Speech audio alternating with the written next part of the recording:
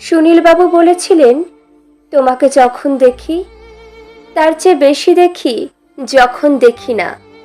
কিংবা সত্যজিৎ রায়ের সিনেমাতে অপর্ণা চিঠিতে অপুকে অভিমানে বলেছিল, আমার সেই পাশের বাড়ির মেয়েটার কথা ভেবে হিংসে হয়, সে যে তোমায় সকাল সন্ধে দেখে, আমি তো দেখি না।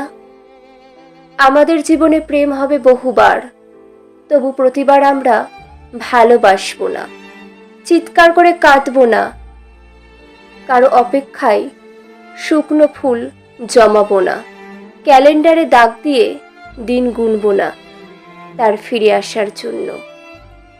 আমাদের তিক্ততা আসবে, মোহভঙ্গ হবে, প্রেম হবে বহুবার, তবু প্রতিবার আমরা সেই একভাবে কাউকে ভালোবাসবো না।